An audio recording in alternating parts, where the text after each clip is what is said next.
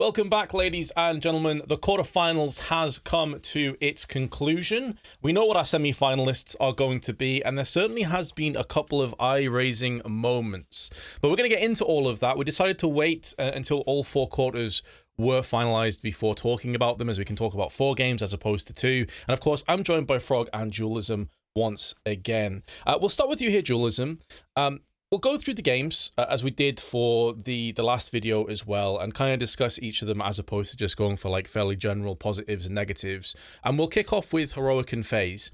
Is there anything that stands out to you about this game? Because I think a lot of people fancied Heroic to win the way they've been looking. Were you surprised in the manner in which they won?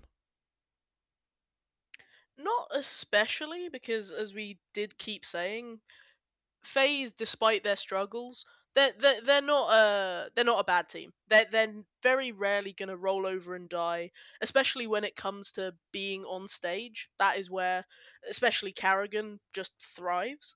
So I think it would have been a lot more surprising to me if they had just gone out with a very miserable whimper of a 2-0. But I think that most people did fancy that Heroic were gonna take it, and they didn't really disappoint in that regard. Yeah, I was very impressed with Stown. I think he's one of those guys that just is at this point very, very consistent for Heroic and will continue to be going forward. I feel like the loss that they had in the previous major in the grand finals, like that breaks a lot of people, but for others it makes you realize just how much you actually want the win. You come back stronger than ever. I think he's one of those players, and I think people also forget he's still incredibly young. Like he's not been around the scene for like, the 15 years that some of the other players that I'm sure we'll talk about later on have been. Additionally, it was really nice to hear Carrigan say in the interview afterwards that he's going to stick around, that he's not retiring, he's going to stick around for CS2. We'll see if that does happen, because obviously it's going to be a fair distance away. Frog, what was your take on this game? Were you surprised or kind of think it was par for the course? I'd say it was mostly par for the course. As Dualism touched on before, this is FaZe Clan we're talking about. They're never gonna just roll over and die without putting up a fight. But ultimately, I guess it was just mostly Rops kind of putting up that fight. No one else on FaZe stepped up to the level that I think was necessary. I had Heroic going through because even though I'm a FaZe fanboy through and through, I really did think Heroic was going to win this series. They are kind of playing the best CS out there right now. What did surprise me is that they lost Overpass, quite frankly, considering it's a map that's normally really good for them, and Yabi especially having a really, really, really weak map when normally it's, I'd say, one of his best. He's really effective on the B lurks, and to see him, only go 10 and 23 was not at all what I was expecting. But for what it's worth, I guess he did really, compensate on Mirage, and they were able to close that out very effectively in a manner which I kind of more expected from Heroic. Yeah, I suppose the other part of that as well is, losing Overpass and Yabi having a poor performance and everything. Maybe it does give them a bit of extra incentive going through to play against GamerLegion and then potentially, the winner of Vitality and Apeks in the grand finals. I'm sure that's what they've got their sights set on. That it was a hiccup, but it didn't cost them everything. So they can go back to the drawing board and really look at that one and come back stronger than ever, as it were.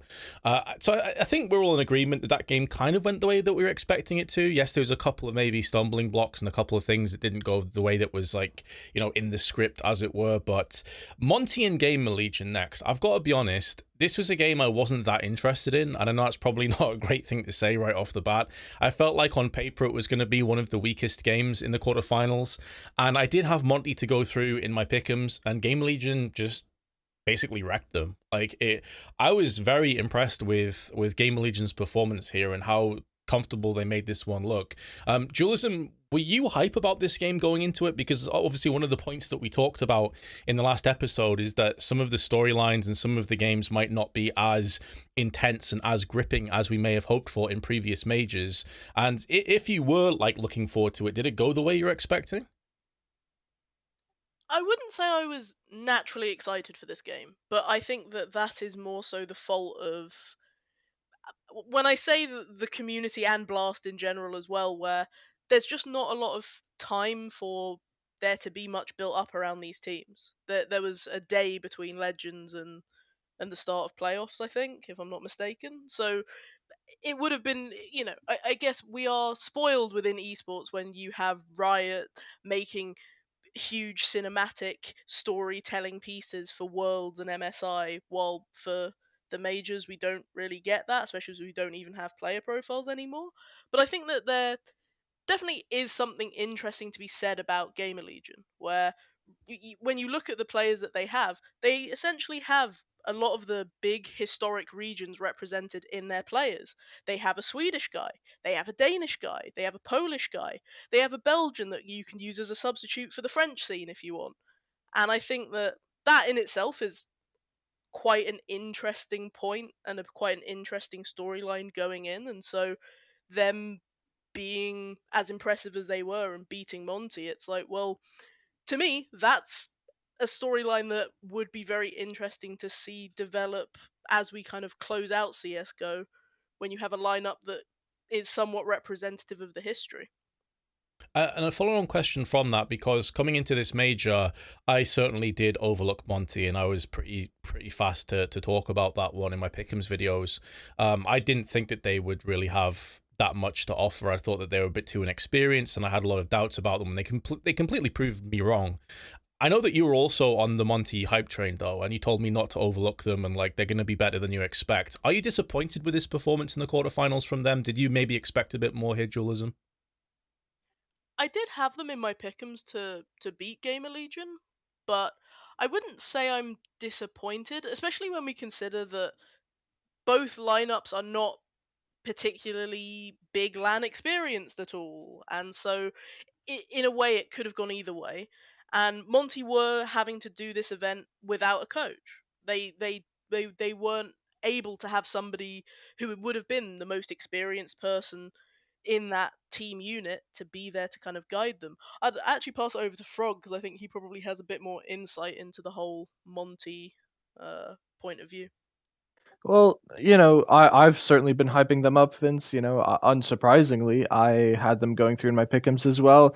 But, the other night I sat there and I thought to myself, are we going to get the Monty we just saw that managed to qualify for the playoffs, or are we going to get the Monty that we saw a few days prior, where it's kind of just the Boros show? And I also looked at the stats and I was like, I knew that Emma on Gamer Legion was having a really really good tournament, especially in the Legends stage. But I didn't realize that he was, I believe, already the top performer or second performer at that point in time, like second highest rated player of the event, and that got me a little bit nervous. I definitely felt like there was a world where Gamer Legion would win that. I kind of hoped to see Monty perform a bit better, but I guess looking back at it now, it's no surprise to see it happen the way it has. Obviously, as Dualism just touched on, there not being a coach behind Monty is certainly a bit of a downside. And looking at the map pool as well, I guess this never really favored Monty in the sense of not being able to um, not being able to pick Anubis into these guys, and also not being able to ban Overpass because they have to ban Inferno as their perma. Gamer Legion are just so proficient on Overpass. It was never really going to play out in your favor. And so when they lost Mirage, I felt like, okay, that's it. They're kind of out of the series. And yeah, I mean, 3-16 on Overpass, definitely not a great look. Obviously, great tournament for Monty, especially considering the team got together at least this iteration at the start of this year. So something to still write home about, but just a disappointing end to it, I suppose. Yeah, I think they can still hold their heads very high for the reasons that both you guys have discussed, though. And let's be honest here, this has been a major of surprises and upsets and twists and turns, and some that maybe some would have made educated guesses could have been a very probable reality, but not this many, I would say. Kind of a culmination of many surprises put into one. And here is another one. Maybe not a surprise for a lot of people, but for me it certainly was. Apeks beat Liquid. They don't just beat them, they beat them 2-0, smashed them on Ancient. Overpass was very one-sided. Liquid made a bit of a comeback towards the end, but it was too far too gone. And Apeks take it 2-0. This is a Cinderella story as well. Like, this is a team made from you know, obviously you got like JL, who's never been in this position before. Kixan, who had a fantastic performance, especially in Overpass, dropping like 23 kills in the first half on CT side, was just an absolute menace. This is a fantastic performance from Apeks, Dualism, and I've got to admit, I thought Liquid should have this one in the bag pretty comfortably. Now, I did put Liquid in my pick'ems, but I only did that because of how weird this major has been. I'm not as surprised that Apex were able to win, especially when we have seen the ups and downs of Liquid this major. If Liquid had been convincing throughout, I think that they probably would have had a better chance in this game, but also it may have gone a different way.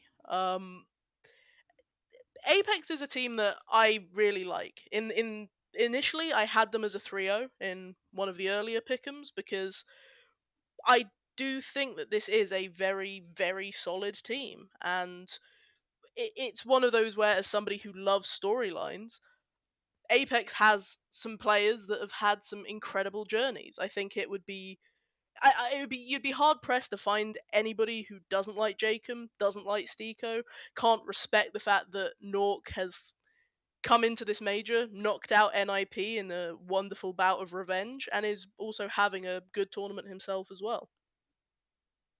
Yeah, I think you really have like smashed the narrative point there, right? And it kind of goes, it harkens back to what you said about the whole Monte and GamerLegion aspect of make people give a shit, make people give a damn about these players and these teams. Like give them a connection, a human connection, and that's one of the reasons it is so sweet to see Apeks get this 2-0. Yes, it sucks for Liquid seeing a Liege with tears in his eyes. He's obviously devastated and broken about this, as the rest of the team will be. It sucks to see that because, at the end of the day, these guys have put their heart and soul into it as well. It just didn't work out for them on the day. But the fact that you do have Jacob and Stiko, as you mentioned, Stiko I've got more of a connection with personally because I go way back with him, many years of seeing his kind of career grow. It's amazing to see, Frog, and I know from your perspective as well, you've had some doubts about Liquid. I believe you put them as your 0-3 pick in the Legend stage, which, to be honest, I don't think that anyone would really fault you for that one. They make it through after a fantastic Legend stage, and then they stumble on the first hurdle here. Were you surprised? Are you more in the Dualism camp here, where you thought Apeks had a real shot at this game? Oh, I definitely agree with Dualism. I sat there the other night and I was like, oh, am I going to change my pick'ems? Am I going to put FaZe? Because, at the end of the day, my heart wants FaZe to go through, but my brain is telling me Heroic likely will. For Monte, I ended up going with Monte as opposed to GamerLegion just because, they're the boys. I wanted to support them. And with Liquid, I was torn because it was, okay, we just saw a great stage from them, the Legend stage. But is that going to carry on? Is that sustainable for them? Or is Apeks, which I think is definitely a sleeper team. They've been kind of flying under the radar for most of this event. Are they going to be able to pull through? I mean, they do have veteran players like Jacob and Stiko. Nock is fairly experienced as well. It's a team that definitely had that potential. And so I was debating on switching my pick'ems yesterday morning. I ended up not doing it. And now I regret it because they're the only team that I was genuinely like, okay, I think I'm going to pick Apeks here to actually win the series. I waited a bit too long and then, the timer was closed. But no, this was a really great series from Apeks. You kind of really have to give a lot of praise to Kixon still. I spoke about him, I believe, in the last episode. And performed amazingly today individually, but also some great calling and clearly some really good prep work from Cuban and Mither because that's an amazing coaching staff to help you anti-strat Liquid. And in last episode we talked about reinventing yourself as Liquid did before an event like this. Is that a good idea? Well, here's the answer: no. When you're not able to create a deep enough strat book, so to speak, going into an event like this, it's pretty easy to just anti-strat and go, okay, well, as Jacob pointed out in the post-game interview, yeah, we saw the smoke coming in, we were able to predict or read that setup, and then we just, react accordingly. And that's kind of the disadvantage of not having enough time to build out a new strat book and really get the depth that's necessary for a top team like Liquid, essentially. Yeah, and we saw glimpses of what Liquid can offer as well. You know, like obviously you were waxing lyrical about Apeks because they got the win and it looked fantastically good in doing so. Yakindar at one point in Overpass, I think I tweeted this out. He had 7 opening picks on their T side. He had like 111 ADR. He was 16 kills. He was by far the only component of Liquid that was doing anything on that T half. And even with 7 entry frags and 7 opening picks, they still were just losing out 4v5s, 3v5s. Like Apeks had the perfect rotations, but Liquid were also doing nothing with the advantages that they had. And so I'm really curious kind of what the future holds for them. Like obviously with CS2 around the corner and the next major not until next March, it'll give them a bit of time. But I suppose a question as a follow-up here for Liquid before we move on to the final of the quarters is, do you think that we'll see changes in the wake of this performance? Because even getting through to the quarterfinals, which in itself isn't a bad feat at all for a team like Liquid, when you consider how difficult that challenger stage was, some of the hiccups that they have had, they get through the quarters, they lose against Apeks, again, no disrespect to Apeks. Is this good enough for a caliber of an org like Liquid, do you think, Dualism? I think it's tough because within Liquid, there isn't really an obvious problematic player. All of the players are perfectly capable of having great performances. Naf had a good major. Yekindar naturally as well had a really good major. Elige is capable of great things. And I think it there are some other teams that I won't name that you could theoretically point at and say, "Oh, well this player was underperforming or this area was lacking and so you could make an upgrade or a change here." But I think the biggest issue with Liquid is that in me, at least in my opinion, there isn't an obvious easy switch because not only are you likely gonna want to pick somebody who's in NA if you're gonna stay as an NA based team, your options are even more limited there. And I think if you then start looking at Europe, historically, it doesn't tend to go particularly well the more European that you go as a North American team. Yeah, but we've seen multiple circumstances of that in the past, haven't we? Where it hasn't worked out at all. We've also had kind of Brazilian NA mixes that haven't really worked out, so it's a bit of a difficult one. I'll pose the same question to you as well, Frog. What's your take on this? I mean, we talked about there not being a specific player to cut. I'm gonna get a lot of heat for this, but I think it's time for Elige. You know, he's a great player, undoubtedly. Um, and it's not like I know him per se, right? I don't have any firsthand experience speaking to him or anything, but he's always just kind of struck me as somebody who's really good, but just not good enough. We talk about incredible riflers like Nico, failing to get a major, and Elish is definitely up there in that conversation. But I guess at some point, it feels like he's just a player that I guess hasn't evolved, so to speak. It's not to say that he's never improved over time, but he just plays, a very specific way. The way he aims, especially, is just, he has an insane aim, but he plays on such high sensitivity. What if he lowered it a little bit? And I know this is it sounds a little dumb to just point that out as one thing, but it's just kind of an example of a player that has been around for years. I mean, he's the longest standing member of almost any team at this point, I feel. And everything else has changed around him in Liquid. He's the only one same factor, and this major was, quite frankly, really bad for him. I mean, a 0.93 rating in the Legends and playoffs, that's not really good. And I just never felt like there was a moment where Elige came alive and had the same kind of impact that Yekindar did, that Naf did, that OC did even. I suppose the other area you can look towards is OC. I mean, he definitely wasn't as impactful today as he was in the Legends stage just a few days ago. You could look to bring in a European opera. I mean, there's definitely quite a few options out there. You could think of Dexter. You could even take a gamble on somebody that's at a bit of a lower level, like Harn or something like that, the Bulgarian opera. But ultimately, the more European you go, it kind of limits your options for NA players down the line potentially.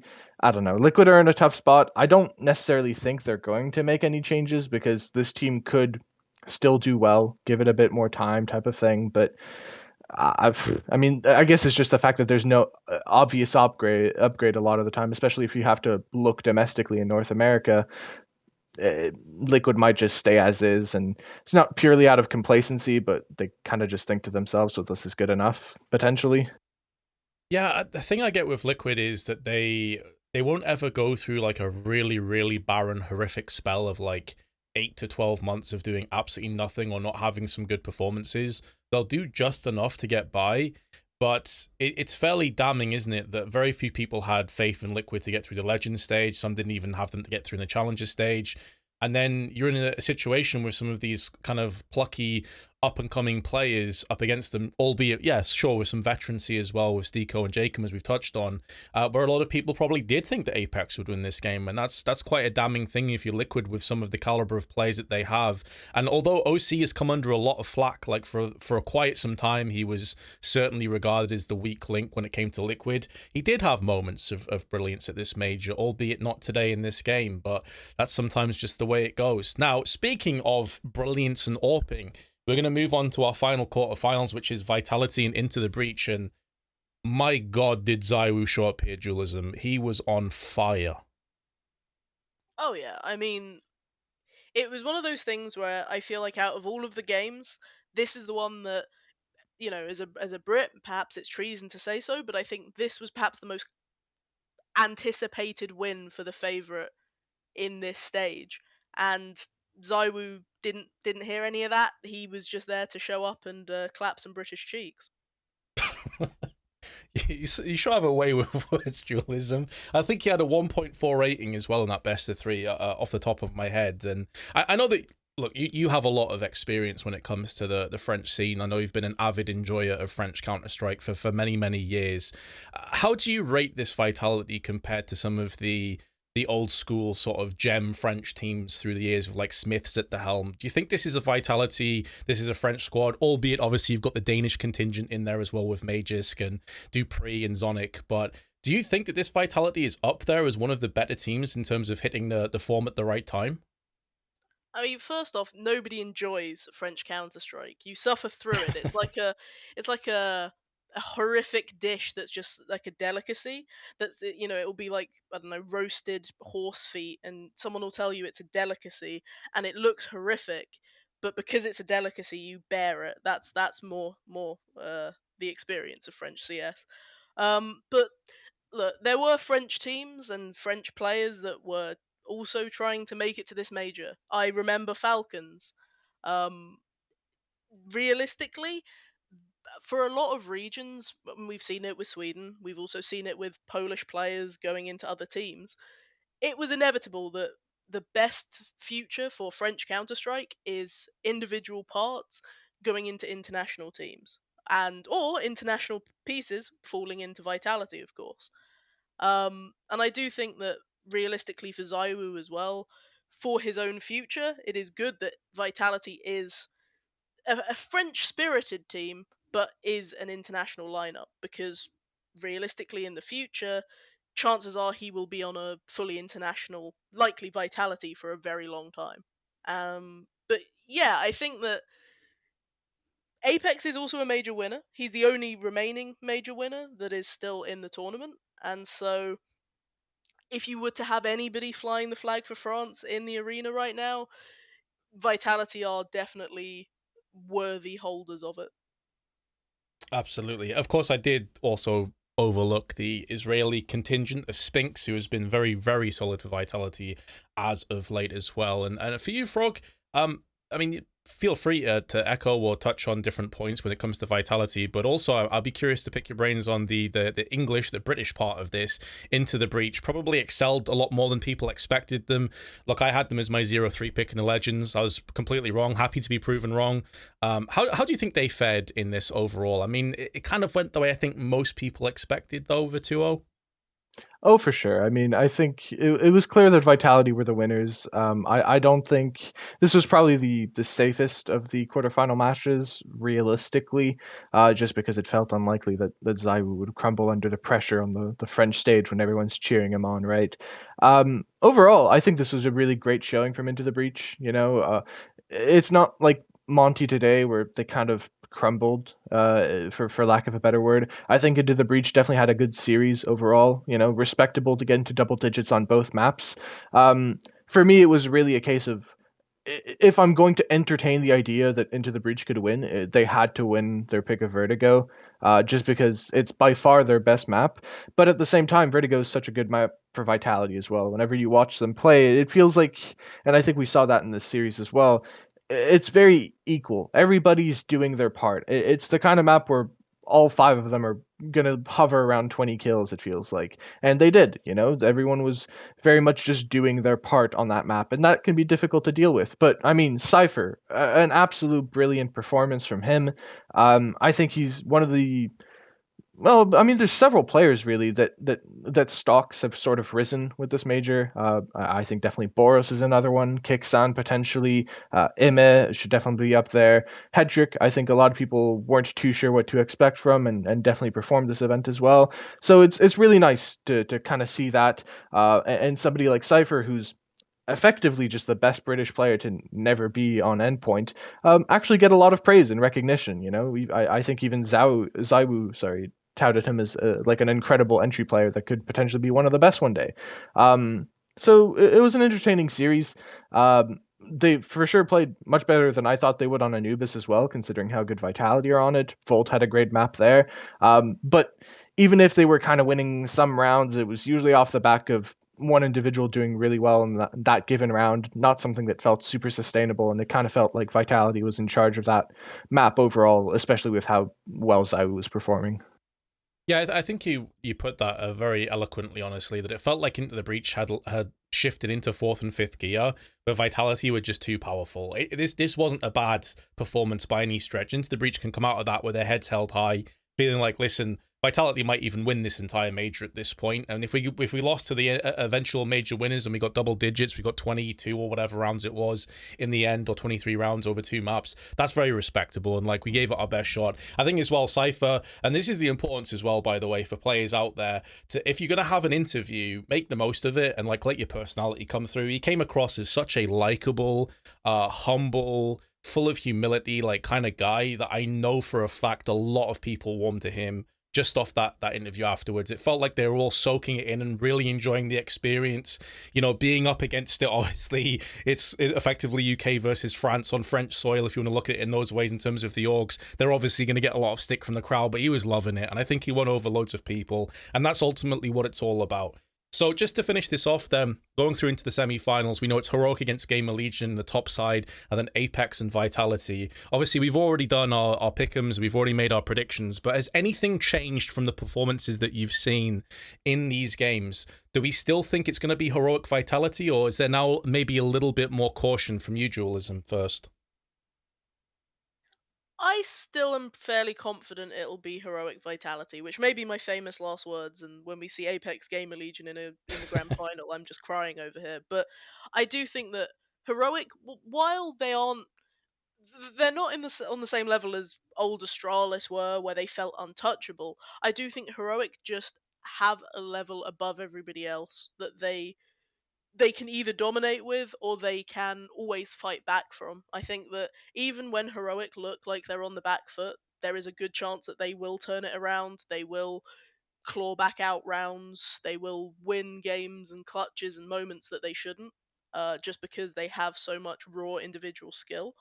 And while a lot of in-game leaders have been getting criticized recently, Cadian is no slouch. He is not a non-fragging IGL in that sense. So I think that if they're firing on all cylinders, I don't think even the pluckiest of young GamerLegion players will stand up to them in that sense. And yeah, Vitality are winning the major, so nothing else to say there. So that Apeks demolition of Liquid hasn't changed your opinion then? You still think Vitality have that one in the bag? I wouldn't be no, I would be upset. I would actually be very upset if they beat Vitality. But at the same time, it's possible. I think this major has had too many upsets to completely rule out any teams, especially now that we are in the playoffs and every single team has very much earned their stripes and proven their mettle, so to speak. Um, and it would be nice, and I think it would be somewhat funny if now in the final CS:GO major, the one Slovakian player that is going to try and fight to claim a major title isn't Guardian but is instead Stiko. I think that would be hilarious. But I do still think that Vitality, probably in this form that they've shown, should still take it. Yeah. Okay, Frog, how about you? Are you feeling the heroic Vitality grand finals, or have GamerLegion or Apeks done enough to maybe sway your opinion? I still think that this is Heroic's major to lose and Vitality's major to win. Just because Vitality, everyone wants Vitality to win right now, right? We've got major winners on that lineup essentially, and Zaiwu, who an amazing way to close out CS:GO as somebody who's been a top player for years now to actually just end it off and win the final CS:GO major, right? Um, it's on French soil. It's a French org. There's two French players. The crowd's going to be behind Vitality. I think everyone sort of wants them to win. That narrative is very beautiful. And when you look over to Heroic, they're kind of the bad guys a little bit, kind of doing what old Astralis were doing, just not quite to the same level. But I still think they're playing the best CS currently. And in that sense, I feel like they should sort of be favorites, but if any team's going to be able to challenge them, it's going to be those individuals on Vitality stepping up, having insane moments with Magisk, Dupree, Zaiwu, obviously, Spinks, even Apeks, right? And thus, while Apeks and GamerLegion have both been great, and I mean, what a grand final that would be if both of them somehow made it there. I mean, GamerLegion's whole plan today was Ime go shut down Boros, and that worked. But I don't think you can do that against Heroic, right? That's the whole point of Heroic. It's that they play such a strong systematic style of Counter Strike that okay, I mean sure you shut down Stown, but Yabi's gonna go and get a 4K. Shush gets an insane like ace clutch the following round. Cadian gets two up, collapse while blind. Like everyone on that team is capable of stepping up because of the system that they have in place. And well, GamerLegion sure could potentially upset there. I just really don't think that's likely. And same goes for Apeks. Again, a really strong squad, but I think Vitality, just in terms of firepower, probably outnumber you there. And also just, even if you anti-strat, I don't think Vitality's the kind of team that you can so easily read compared to Liquid, right? Like Liquid were looking good with Legend Stage, but I still always felt like Heroic and Vitality are the top two teams in this event currently. Yeah, I think that's a very, very fair assessment. I think the only thing I would add in there is, although I'm definitely following you and I agree with you, it would be a beautiful kind of narrative and it'd be a beautiful result as well if Vitality win this. Heroic having Cadian, who's been around for so long, giving impassioned speeches. There was a video up on the Heroic Twitter I saw a couple days ago, and obviously because I've been around in Counter Strike for so very long, I've met and seen Cadian in a wide variety and iterations of teams, so his ups and his downs and his returns and his fall back down again. Heroic obviously as an org went through a fair amount of their own garbage recently, so there is a part of me as well that think it would be a very sweet story as well if Cadian was able to win this major. Obviously Stowns had like the loss of his brother fairly recently as well, so I think if it's Vitality Heroic, there are so many narratives in that finals that are going to be an amazing culmination of Counter-Strike coming into the CS2 era, that there is still a lot to be excited for in this major. So I'm looking forward to it personally. Do either of you have any final points before we do call it a day on this video? Well, I just still have Heroic as winning the whole thing. I know you guys, I believe, had Vitality, so we'll see who's right, I suppose, in just 2 days. Indeed, we shall. Dualism, any final points? I think just to kind of echo what you were saying in terms of like Cadian would also have like an incredible storyline for winning this major. I feel like any of the four remaining teams would have an incredible story at this point. Whether it is Cadian getting a major, whether it's GamerLegion being somewhat new blood but also representing the entire history of the game through their players that they have, or Apeks with players like Jacob and Stiko being having been on journeys of their own individually that are very understated. They're not players that command the spotlight, but they are players that I think a lot of their teammates over the years have always respected and have respected the work ethic and the grind of. If they won, I don't think anybody. I think people would definitely be annoyed because pick'ems and betting and fanboyism. But I think it would be a good story, and yeah, Vitality on French soil would be the best outcome, but also a very good one in general as well. Yeah, I'm actually glad you brought that up because you are absolutely right. Obviously, it's easy to focus on like the overstated narratives and the famous players and the players that have maybe even been in these positions before. Like obviously, Heroic was so close yet so far, and Vitality have Apeks, and they have a bunch of players, honestly, that have been there for so very long. Dupree and Magisk, obviously, as well. Zonic is the coach behind them. Someone like Stiko, for example, I've tweeted this before, but I remember being back in DreamHack 16 in Tour. I think it was even a minor. This is before they changed it to the RMRs and stuff. And Stiko was there with Hellraisers. And I managed to meet him. He was about 19 or 20 at the time. Super, super nice guy. Very approachable, very kind, very generous. All of his teammates said the same thing about him, that he's like a glue player. He's a versatile player, will do whatever needs to be done in order for the team to win. And then obviously through Hellraisers, he was there for a good couple of years. He then went on to Mouse Sports, where he came under a lot of scrutiny, a lot of pressure.